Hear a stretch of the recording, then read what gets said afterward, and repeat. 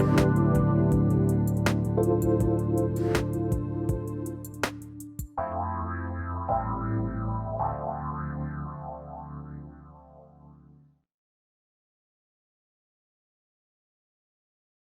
everybody, this is the Coach Peggy Show, and I am Coach Peggy, and I am so glad that you are here because I'm sure you've heard a big bad rumor out there. It's Crappy to Happy Month, and I dedicated the whole entire month to this amazing #1 Amazon best-selling book. It's a compilation of amazing stories of grit and grief and acceptance and forget. I can't even go on. It'd be like 35 adjectives. But you know that this is the home of all things wellness, all things well-being. We talk about everything, finance, romance, whatever.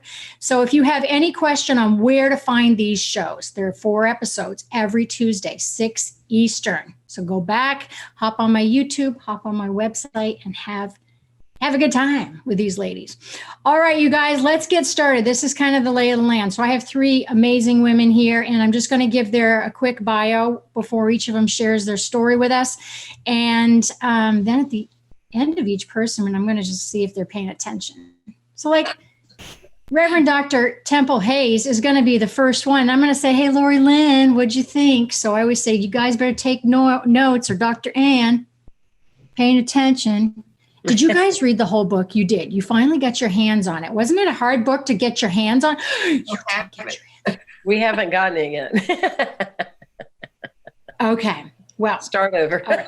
I got the PDF. I got the book. So you guys at least know your own stories. I got a special little, I don't know. I must know your publisher. All right. For anybody that is walking and not seeing us live, I have their lovely faces in front of me. So if you're just listening along, go back and see the video and you get to see these gals as well. All right, Dr. Temple Hayes is with us. Lorilyn Bridges is with us, and Dr. Ann Worth is with us. I'm going to give you a quick bio because Temple just absolutely loves bios. So that's what we're going to do. Real quick. She's a spiritual leader and author, international motivational speaker, humanitarian, life rights advocate, shamanic practice. I mean, I could go on and on and on. The most important thing that I want to say is that she's the CEO and senior minister in the Unity Church. It's here in Florida, which is where I am, you guys. And the main thing that she says that I love is united we stand, divided we are merely a distraction. And is that the way of the world today, my girl? Miss Temple, welcome. Thank you so much. You know, I love that statement also. It came to me like after a dream. And it took me a while to realize that had been kind of the story of my life. You know, that when you're united with yourself, your thoughts, your feelings, your body, your being, then you are very focused and laser energized, and your heart is open, and you're like an electrifying magnet. But when you feel divided, you know, and you're almost like in an argument with yourself, your critics going one direction, your heart's going the other, your mind is wanting to override and analyze all that, you can get divided very quickly with what you're about. That's a really good point, because I think when we tend to read these quotes, which I'm going to bounce back really quickly, because when I do these shows, I always try to find like my own quote that's relative to, you know, the content, obviously. And today's quote I had is, happiness is an inside job. Don't assign anyone else much power over your life. So that's a Mandy Hale quote. But when I was seeing your quote on that, for me especially, I think we think of that quote connected to our bio or connected to like that moment in time. But your particular quote seems like it was something that developed over a period of time with this life you've led and the stories that, you know, you're part of the book is what misfit to mystic or something, I think like that. Is that it? Yeah, that's it. All right. So let's get started. I don't know where you really want to start your amazing story in this book. It's, you know, if we go back into talking about mama, what your mom went through and kind of observing, we all have a story. This is the biggest takeaway I had from you 3. We all have a story to tell, and the 3 of you are very unique. It's why I put you together specifically, because I know for me personally, I feel like I have a story to tell, but I don't feel like I yet own the story to tell. I mean, not like I'm waiting for everybody to die around me, but I feel like they're going to be mad at me, or Lorilyn's like, what? But I don't feel like it's quite time. And your story, our stories go way, way back. So I just would like to see where you'd like to start, feeling like kind of an outcast? Yeah, well, our stories are rich. Well, I think for me, the dichotomy was that at 5 years old, I was out in nature. I was talking directly to God. When I was going somewhere on Sunday that said that's not possible, you can't do that. You have to go through an intermediary. You can't talk directly to God. But I was talking directly to God. I was getting messages. I was told certain things about my life. And I was in a small town with deep religiosity.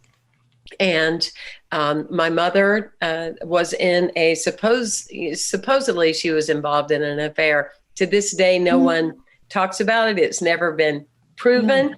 But there was a whole lot that happened. And my mother got sent away to a mental health clinic for a long time. And that was really hard for a 10-year-old, to find where's my mother. And I was an old soul, like I bet every one of you on this call that you are. There's a difference between old souls and newly evolved people on the planet. You can tell a big difference. So I was already a serious child. And that being said, then my father walked in my bedroom on me with a 17-year-old girl. I was 13, not quite 13 and a half. And we weren't reading a magazine. Let's just put it that way. Let's keep it clean. And, he flipped for whatever reason. Could be he flipped because it scared him about my life, because people disappeared back then. They killed you. They hung you on fences and left you to die. They didn't use the word gay, which is another word for happy. They used homosexual, like, oh my God. That's right. And That's right. that was the moment. So that was the moment that everything shifted. People seemed different to me. And I went to the mental health clinic for a little car ride. And I was wise enough to know that if I provoked my dad, they would take him on, because he was a rageaholic. And that's what happened. So I got beautiful guidance from God, the divine, to provoke my dad. And they said to him, the only way we'll take your daughter is if you'll let us work with you. And he went, there's not a thing in the world wrong with me. Let's go get back in the car. Yay. Right. So that was it. That was that crappy. That was that grandmother saying, I'm not going to see you in heaven. Grandmother always talking to me about the devil and why did Satan have me? And it was just a very uncomfortable time, to say the least. What are your thoughts looking back over these years, that, because obviously they had a bunch of stuff they were carrying, their stories of what was, dark and not acceptable and all of that. When you look back, is there anything you can see in the family or the history that would have, or just was at the time, the social influences of how everybody felt? I mean, Grandma sounds like she wasn't, religiosity is like a cult. Religiosity is like a cult. You have a whole lot of people determined to die for it when many of them have never even questioned, what is it that we're saying? You said God's loving. Oh, but he hates all these other people, or she hates, or it hates.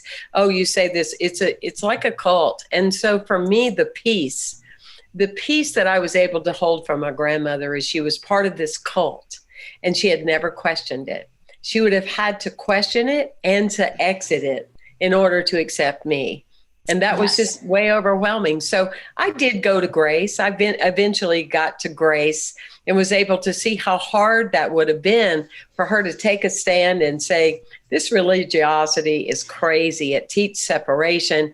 It enforces people to hate and be divided instead of united. And I don't want to be a part of it. So for me, the greatest blessing really, Peggy and Anne and Lorilyn, is that it helps me to see the incongruencies when I work with people in humanity, because religiosity is a big deal.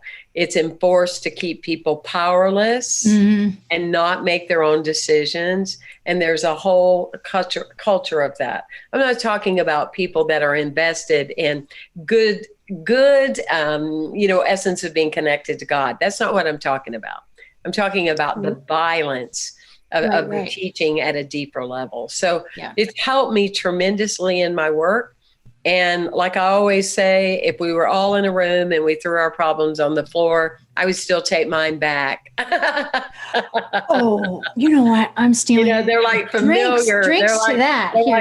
They're like my sweet little friends, and they've shaped me, and they didn't. How old were you? They grew me.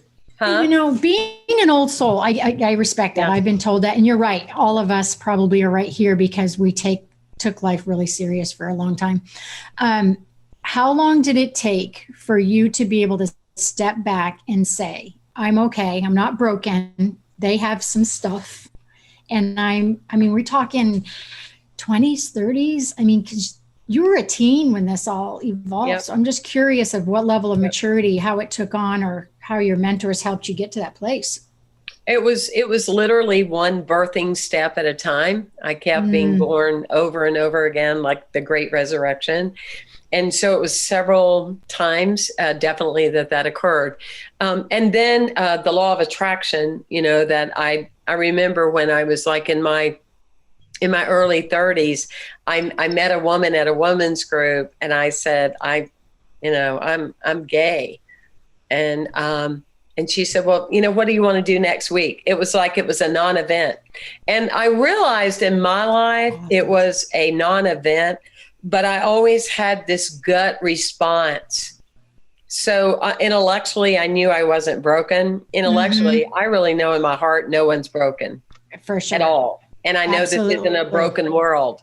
It's just as long as people feel broken, as long as people say the world's broken, we are depleted of our possibilities, So it was a little bit here and there, and I would really feel like I was created this way. I'm good. I'm happy. It's okay. Not as many people are killed for being gay now. I can be out, but I was selective in who I was out to, because the sensation would still override me, like that little girl. Like dad walking in, like grandmother. Right. And so that was the brilliance, was realizing that it was just a sensation and still stepping forward. And it opened up my heart, because I can see now how I wouldn't let everybody in, because I didn't want to that sensation was like, well, once they really knew everything about me, they're going to betray me. They're going to abandon me. That's the thing. So, but it was me who was holding back. I wouldn't let my light shine either. So it was just a huge breakthrough. Thank you for asking me. And that's what I love about us sharing our stories, is you get a different insight every time you do. Every time. There is a pivotal moment. I have a client who's bisexual, and I was meeting with him yesterday, and he's trying so hard to get rid of the moment, the time that hurt so bad, where, he came out and everything was such a big deal. And I said, don't.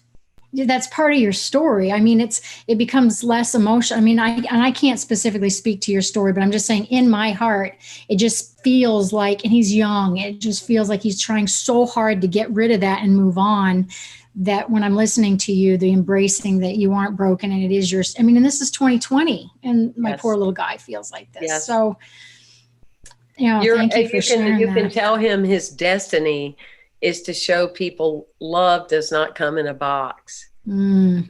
It's in many packages, and Lorilyn can speak to that as well better than I. But I really love that. That's true. Love is that's part of what we came here to do.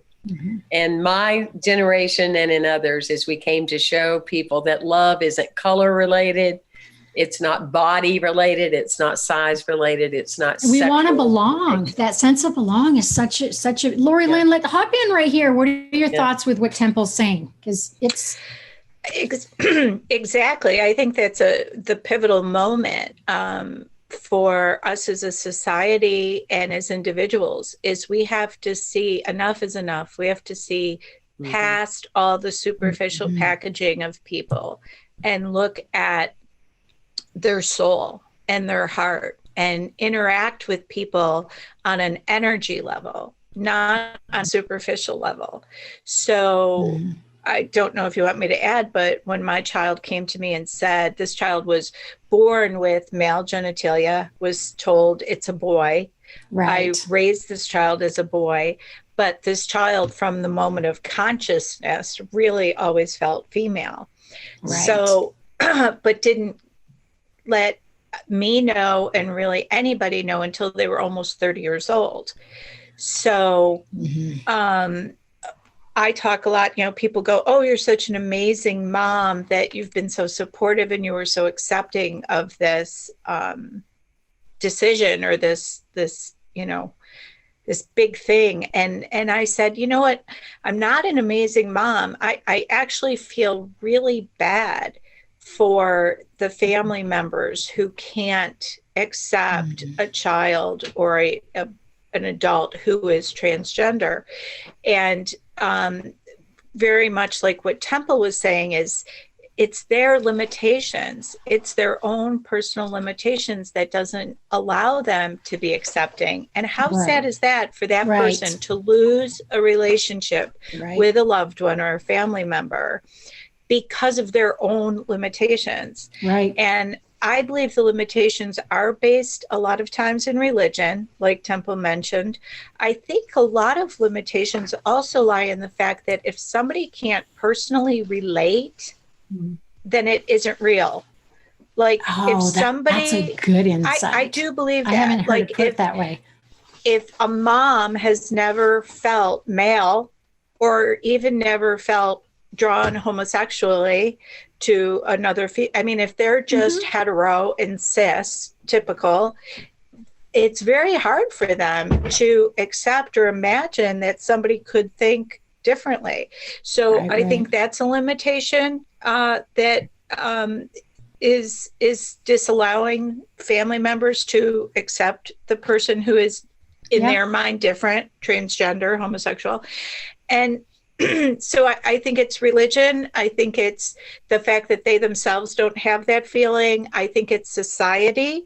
Like now, and Temple's a great example, now homosexuality is so embraced that on commercials, you see homosexual partners in commercials raising families. And that's so fabulous that we have as a society broken down the barriers of homosexuality and embraced it. Like, love who you want, spend your life with who you want, marry who you want. I mean, that's such a growth for us as a society that we've removed that barrier, but we're not there yet for the transgender group. And I keep saying to Teddy, I said to her, Teddy, I don't know if in your lifetime you're going to see it. I think we're 50 years out.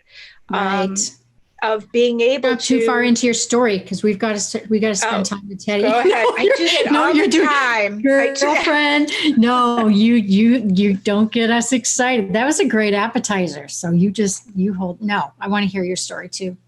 What are your thoughts, Dr. Ann, Miss Ann over there, about Temple? What are you?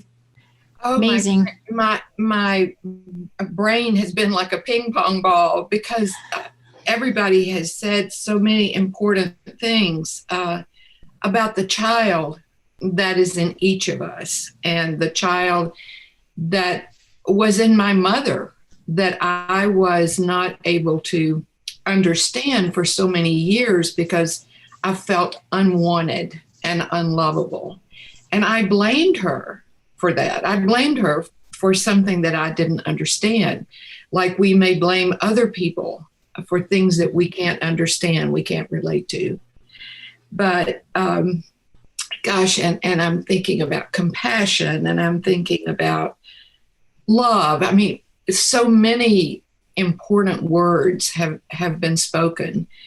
And, the name of my chapter in the book is called Mercy, because I received such mercy that I didn't deserve.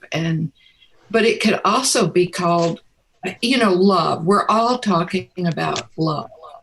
And this morning, it's so interesting. I was listening to an old playlist, and Celine Dion was singing. I'm sorry, my answering machine is going off in the other room. So this morning, I was listening to an old playlist, and Celine Dion came on, and she was singing, I'm everything I am because you loved me. And for me, you ask how long it took. You ask if there was a pivotal moment. Yes, when I was 55 years old, I met a loving God and healed every lie that I had ever believed about myself, opened the lock that I had on my heart that I hoped would protect myself. But many things helped me along the way. I too felt condemned by God and my family. And I could not reconcile what I was hearing about a loving God and what I was seeing and experiencing. And so I ran from God, ran as far as I could, ran to Bhagwan Sri Rajneesh's ashram before he went totally crazy. I had wonderful, wonderful recovery in AA. I have, through meditation, through many things, helped me heal slowly. But then I had a vision that changed my life, changed every cell in my body, and made me feel so absolutely lovable. And so it also opened my heart to love. Who am I to judge? Who am I to judge anyone? I mean, I can't tell you the dark places I've been. I went the places that angels fear to tread. Right. But Anne, I just want to let everybody know who can't see your face, who's walking down just a lovely path in the woods, that I want to tell them who you are. I mean, you're a Christian author, and you're saying, so I just want to ask you, so it was 50 years old where you were like, hey, I'm coming out of the dark. Yeah. So as an author and a speaker and, all of the counselor and all these things, amazing things that you've done, has it been since that discovery, that internal, that I just want to tell everybody who you are. My conversion experience was when I was 55. And okay. Wow. Yes, but I was already a therapist, but I approached things from a very different perspective. And I really, as a therapist for many, many years, was kind of this, you can do it, you've got the power, because that is the lie, if you will, that I assumed in my own life is you cannot trust anybody else. Don't get your hopes up because you're always going to be disappointed, and you can do it yourself.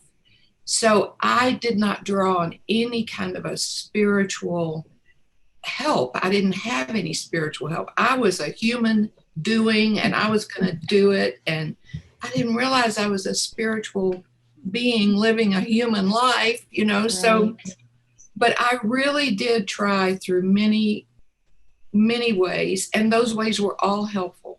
But for me, I had to meet Jesus. Right. And he is total love. If Jesus were alive today, he would hang out with people like me, an alcoholic, a drug addict, a person who's had an abortion, 3 divorces. He came to heal the broken. He didn't come to hang out in the church. And so he's my guy. Temple nailed it. We're just 4 old souls sitting here having a cup of coffee and some carrot juice. If you ask Lorilyn just tops it up. She's gonna fill up her cup again. I can just see that's about ready to happen. Okay, you ladies, we're gonna take a really quick break. We're gonna come back, finish your fun, amazing. They're funny stories, I bet. Okay, you guys, we're gonna take a break. This is Coach Peggy on the Coach Peggy Show, and we'll be right back. Don't go away.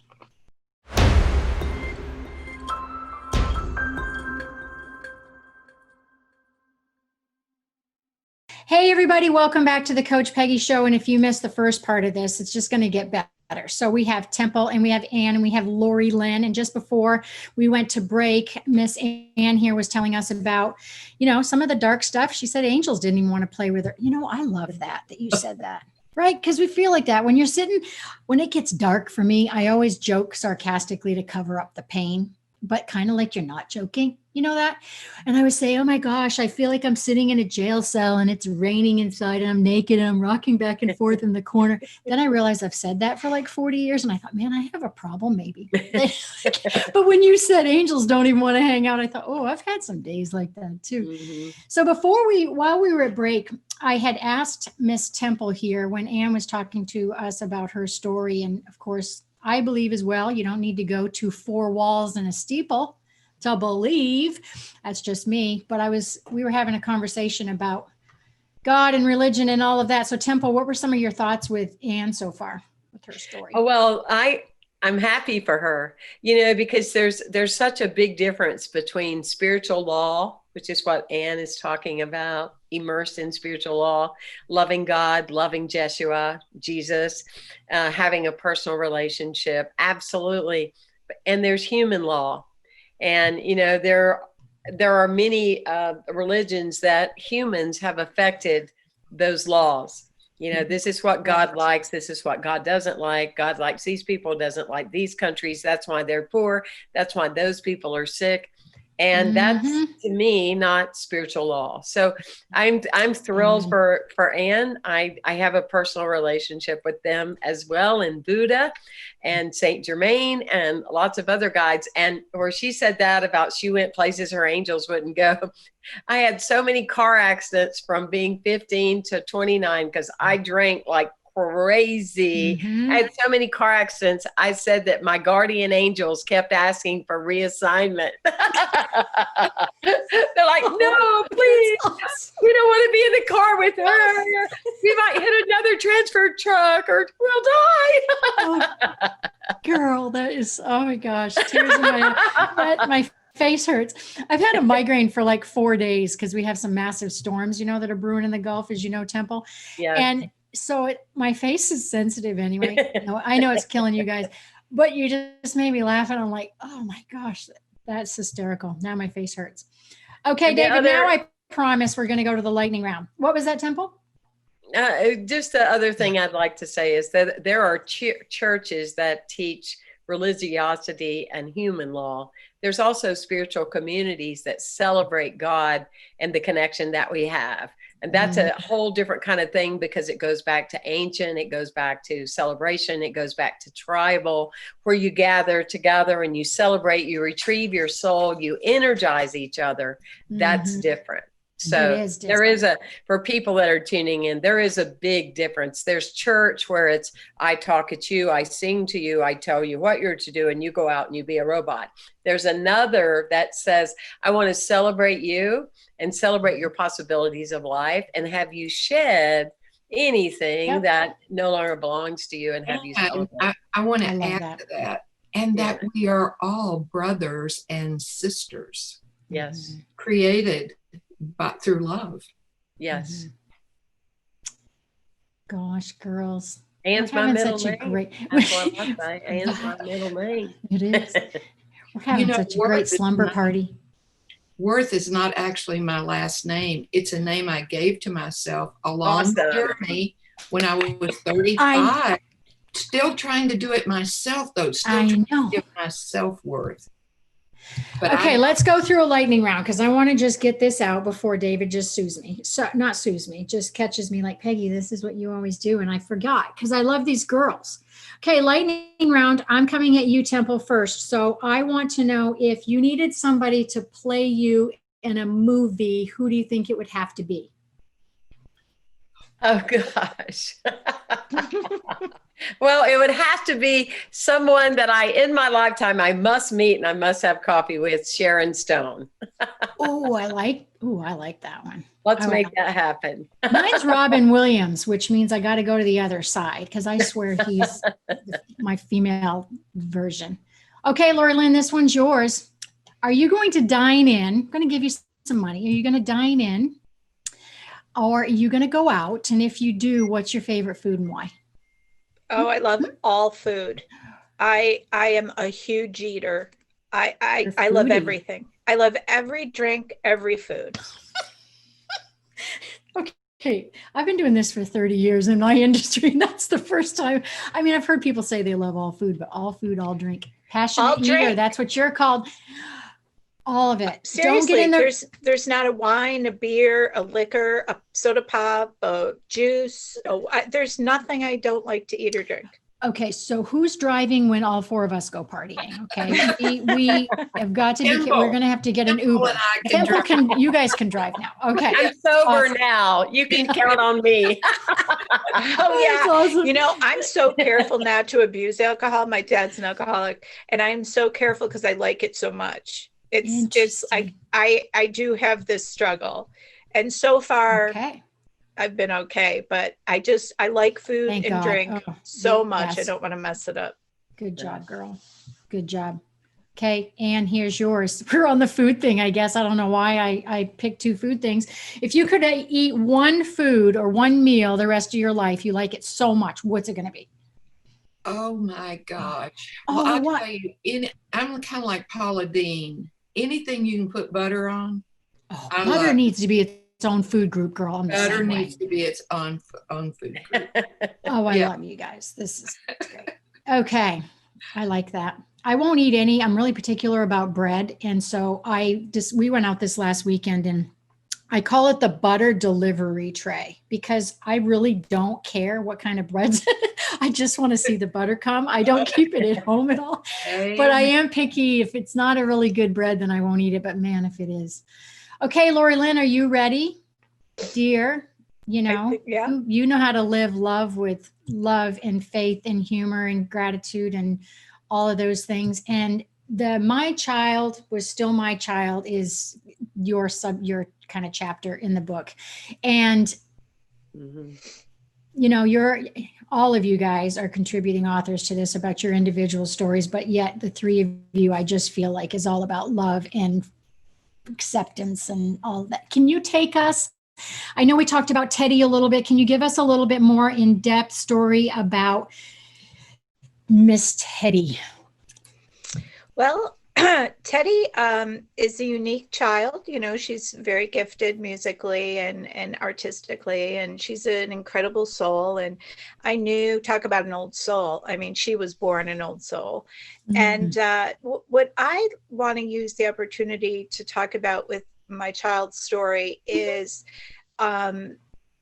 really, I just think it's a conduit for us to make some changes in our thought process. And you're right, it really comes back to feeding the love that's in all of us and feeding the acceptance, because we all have the capability to do it. And we really just have to nurture that in us. And going back to the parents that are limited in the ability to accept a transgender child, going back to that, I don't think we can judge them. I think, as we said, they have limitations that prevent them from accepting their own child. And how awful for them. I mean, sure, it's awful for the child who is struggling for acceptance, but how terrible to not be able to love your own child simply because they came to you and said they're transgender. I think it does come from ignorance. It comes from an inability to understand. Back in the day when people were terrified to say they were homosexual, people didn't understand what homosexuality meant. So that prevented them from being accepting. And we've come so far in the gay community, and we are accepting as a society of it. And I think we just have to keep that going. I've brought up the gender reveal parties. And, with the internet, there's such a focus on who can outdo the other person on the gender reveal party. And we have made the gender of the child so utterly important. And I really, again, not judging, because I know how you get caught up in that stuff. But if we could just take an awareness of what are we telling our little kids, like they've actually got their other kids involved, I've seen these gender reveal parties where the parents are doing it, but then the kids they already have are involved. Like if they're setting off whatever, confetti or balloons or paint or whatever. And it's like everybody's involved in this, and it's just the focus is on the wrong syllable. Nice. These kids are born male or female, but now we really are learning that what physically is represented a lot of times is not congruent with what that child believes they are and feels they are. So what a disservice to make it now such a huge identity of this baby. It's not just a baby anymore. It's like, are you having a boy or a girl? Let's, and guess what? In 10 years, that kid may say, I'm not a boy. So put the brakes on, redo everything. Let's not have to go back. Let's not start labeling kids before they're born. How can you help any, people who are watching or listening? How can you help us prep our heart, either if we don't know we're going to go through it yet, or we know somebody is, when you get that initial news that is different than the Lifetime movie that you thought it was going to be, that initial conversation? How can you share with us what you've learned? If you went back to a magic wand, would you do anything different in how you reacted, or advice you give us? No. And talk about the hand of God reaching down and controlling, changing. Before Teddy told me, the only transgender I had experience with was Caitlyn Jenner, Bruce Jenner. I was raised in the 70s. So Bruce Jenner to me was this big, hunky, athletic person. Right. And when I get you're not supposed to dead name the name before the transition. So we shouldn't refer to Caitlyn Jenner as Bruce Jenner, but I'm just trying to represent a time of before and after. Yes. So when I found out about that, that was the first time I had ever heard of transgender. Right. And I am going to be one completely honest here and tell you that I judged that. And I said, well, that's ridiculous. I mean, this is a big hulking athletic guy. And now you're telling me that he was a she all the time and never let on. I mean, like, I feel so duped, like it's so incongruent of what I had always thought about this person. Now you're telling me this person felt completely opposite. So, but then when my child told me, it was a whole different vibe. And I don't know, like I said, I don't know if the hand of God just came down and touched me, but it was I guess because I knew Teddy from birth, and I knew Teddy was just so genuine and so untouched by wondering or worrying about other people. And so I really listened when Teddy said she had felt like a female her whole life while she was being raised male. And I really listened, and I said, wow, that's got to be a real thing. That's got to be real. So the fact that you didn't come from fear or negativity, right, Temple? Yeah. That just wouldn't you like to have her for a mom, like every second of the day? I mean, I'm not saying, I know what you said earlier, Lorilyn, as you had said, people will say, oh, you're an amazing mom. But quite frankly, your heart was so open, and I want to give you some credit here. I mean, seriously, a lot of people would love to have you as a mom, sweetheart. Yeah. I mean, absolutely. Come on. Absolutely. Yeah, I do think you brought up a great point, though. It's kind of like, you're going to laugh at me, you guys, but if you've never seen a ghost or a spirit, you've never seen a ghost or a spirit, and you might believe or you might not believe. But boy, when your best friend or your child sees one, you're like, are you kidding me? Like, this could really be. And so by you sharing your story, by me hearing it, by me knowing you, and all of that it's such a disservice if we don't share our stories. I mean, Temple? I agree. I mean, seriously? Yeah. Oh my gosh. Yes. And the other thing that I think is part of it. And one of my dearest friends, we were on the speaking circuit together. Just quick, she invited me over to donate to me some of her fancy suits. And I said, well, what do you mean? Aren't you going to use them? And she goes, I'm transgendering into a man. The thing of it is, in my own humble experience, is a couple of things. One is, you do have to grieve. So I did have to grieve that my friend Jennifer was no longer there. Bruce Jenner was no longer there. So there is a grieving process it doesn't have to be a big thing, but that's the past. I don't know if this was true for you, Lorilyn, but it was true for me. I did not struggle with it. I mean, of all people that would accept someone being different, it would be me. The difference was that when I would do a frame of reference of the past, I would use a she pronoun by accident. was tough because the windows are your windows. Like if you want to know where you live, you remember where your cat and dog were, And so it's like the window would not come up as him. It would come up as her.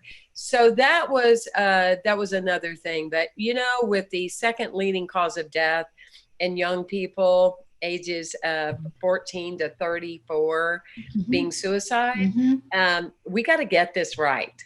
Yes. We got to have some shockers that we can get out of our, whatever it is, our comfort zone or our limitations, because it's really taking its toll on young people, and it's not going away. It's going to be more and more and more in evolution until we get over it and get back into spiritual law. That's my belief. I was just thinking, looking at the two of you, and I was thinking, often we don't research these subjects unless we know someone, or we just don't. And I was just thinking, if somebody just forced you to go to class, sit in an auditorium and hear different subjects, which we have to do in every other part of our life. If we could all just sit and hear these stories, I feel like, 90% of us are going to walk out of there and just go, I had no idea. Oh my gosh, never researched it. My heart is open and pure. And I was just, in today's world where everything is so divided, I was just like, gosh, I wish we had 5,000 stories that we could throw in front of people immediately. Because we're saying all of the wrong things over and over. We're saying all the yucky stories and the dark over and over. I want to hear stuff of open and love. And what are your thoughts about Miss Lorilyn here? Aren't you just feeling super touched? Oh, I'm feeling very touched. And yes, I would have loved to have had a mother like you. The thing that I keep thinking about, and I don't know whether it's because of the show we did last night and it was about forgiveness. So many times we don't forgive someone who has hurt us, and we don't look at what they're going through. We look at how it's affecting us. Yes, amen. And that's what was so beautiful about what you said. You looked at your daughter and said, she is my daughter and I love her. Absolutely. You didn't think about, what is this going to do to me? And that was something that I found very difficult most of my life. It wasn't until I wrote my own book, not this chapter in this book, that I realized I hadn't forgiven my mother and father, that I was still judging them. Mm-hmm. And it was when I could see them through God's eyes, all of my blame and resentment, and it all just dissolved. You see your daughter through God's eyes. She is perfectly beautiful. She is your daughter. She is a creation, and she is who she is, and you love her.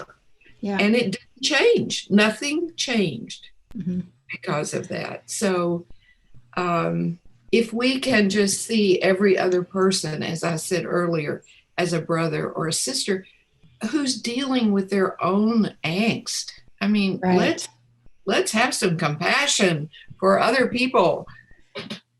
What you said is, I was trying to label a word as all of you guys are speaking, and I'm like, is it fear? Is it ignorance? And the whole time, every one of you are talking, and I'm like internalizing for myself.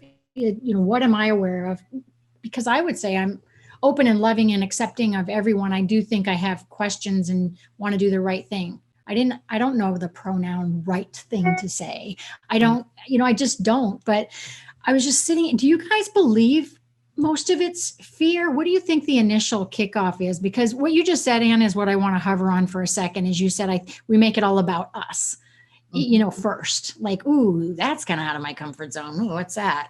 Do you guys believe Temple? Lorilyn, go ahead. What do you think? I think the biggest limitation of people being unable to be accepting or loving of others is they only work from their own framework and their own reference point. Agreed. And I really think because we are limited human beings, yet everyone's so unique and individual, I think that people have to break through that and say, we're not going to be able to relate, to understand, to go, oh, I get it. I feel that way too. It's so easy, even talking about people in the Middle East or whatever. It's because we don't have that experience. We haven't walked in their shoes. Then they're foreign, they're bad, they're wrong, they're different. Who's to say? If we were born in that environment, what we would do. So I think everybody's got to remove their frame of reference. Stop looking at everything through your frame of reference. You agree, Temple? Break it down. Yeah. I think she didn't hear you. Did she freeze? Okay. She looks, I want to say something about that. All human behavior makes sense if we can get into the person's frame of reference. Mm-hmm. I mean, I did my internship in a mental hospital, and I was in like what they call the back wards, where they send the interns, people they really don't expect to change very much. And their behavior made sense when I could understand what they believed. Or what they felt. And so you're right. We have to get out of our frame of reference into their frame of reference. Yeah, I agree. And then it makes sense. Then it makes some sense. Okay, you guys. Boy, we could go on all day. Can I add something to that about what Ann said? I think what I worked with very severely autistic children, and they were shut. I mean, this is like in the early 80s, before we really even knew about, they were called fairy children. People believed, the fairies would go in and take a healthy, perfect child out of their crib and replace it with a fairy child. There was so little known about autism, but the reason why I could connect so well with these children was because I kind of took off my armor of everything I knew was and everything. And I just really tried to be a sponge, and I tried to have the energy be like flowing between us. Like I tried to, and you guys who have connected with spiritual beings, you try to connect on a level that's not talking, or even you try to connect on this other plane. And autistic kids responded very well to that. So if not only remove your limitations, but raise your intuition of what you're absorbing from another on a different level, and you'll be amazed how much you'll feel accepting. Yippee. Oh my gosh, you guys, I'm so glad that you spent this time with me. Can you go around? I'm going to go around and ask if there's a place that you'd like our listeners or followers to find you, to find out more information about you. Temple, can you start? Where would you like them to go? Easy breezy lemon squeezy. Temple Hayes, HAYES.com. Oh, nice. She's got a one-stop shop, you guys. Lorilyn, how about you? I'm actually on Instagram. And it's at just.Lorilyn. Beautiful. Lorilyn. Beautiful. And Ann, where do you want everybody to find you? Dr. Ann with an E, Worth, author. I'm so proud of my first book, .com. Yes. Okay, ladies, thank you so much for joining. I need you to be here for a 1 hour show each. I just thought the three of you coming together would be such great energy and open hearts and big messages. I know we just touched base on it, but thank you for coming. And everybody, thank you for listening to these gals. We're going to take a quick break and come on back for Fad or For Real. And I got a quick question from a client that I'm going to answer for you. So see you really soon.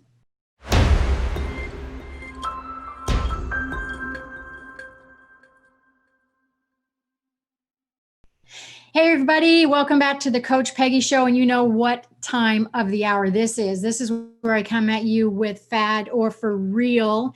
And then I'm going to come at you with an answer to a really cool question that I get pretty often. Haven't had for a while, though. Okay, what do I want to talk about? Fad or For Real? I want to talk about inversion tables. It seems like the last several shows I've talked about it's equipment, right? It's equipment where it's like, am I believing in this ab belt or the rowing machine? But that must just be the lane that I'm in right now. So inversion tables, what do I feel about them? Lots of pros and cons out there. Let me tell you my personal opinion. I have one. I am giving it the gavel of approval for it is a for real. And let me tell you why. I think it is awesome for certain things, certain purposes, and even certain times of your illness or your injury or whatever. Let me tell you. Some of the cons first. So the cons are if you have any eye issues, retina detachment whatsoever, retina issues, high blood pressure, if you have stroke issues, anything where obviously being even slightly at a decline would cause you some sort of stress, we wouldn't want to use it, would we? No. What is it a pro for? It is a pro for releasing tension in the spine and neck. I mean, that sounds like a duh, doesn't it? So for those of us who have migraines or have had car accidents, which I have had a couple of those and have some neck injuries, mine aren't slip discs or herniated discs. I certainly wouldn't want to use it if that were the case, but just getting some decompression in there is lovely. And I would like to give you a little bit of advice. Of course, talk to your physician, but when you do your decline, you don't have to hang upside down, you guys. For those of you who don't know what an inversion table is, it actually has been documented back to 400 BC.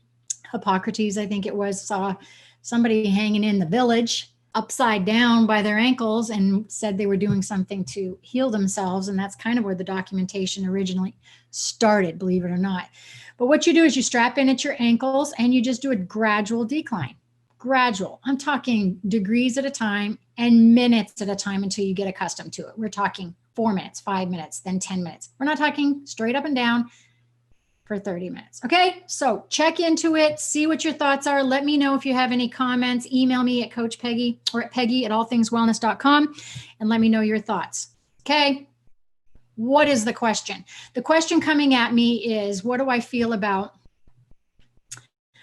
when somebody is 200 pounds and they keep saying they want to weigh 125? That's a 75 pound range, isn't it? Here's my thing on finding ideal weights. I want you to do a little test. I want you to grab a piece of paper. I want you to write down what you weighed in your 20s, your 30s, your 40s, your 50s, whichever decade. I want you to write down what weight you weighed the longest during the quote unquote healthiest or most uneventful time of that decade. So you wouldn't want to write down your weight if you were pregnant. You wouldn't want to write down your weight if you had an injury. I want you to write down that weight. And I want you to write down how long you were at that weight. So if I was 150 for 4 years, hey, I pretty much maintained that behavior and maintained that weight. Write those all down. I want you to look at the high and the low. So if it's 200 and it's 175 or 150, you've got to really think about, I want you to think about a ceiling weight and a hell no weight. What does that mean? That's the number that you look at when you say, hell no, I am not going to weigh 200 pounds again. And you're already 195. What are you going to do about it? Remember those things that worked for you, those tools, those strategies, put those in play. Try to get there gradually. Don't swallow a pill. Please do it gradually, embed those habits. I want you to have a ceiling weight that then comes down. So drop it about do your job. You got to do it. You got to do the work. Drop it about 10 pounds, hover.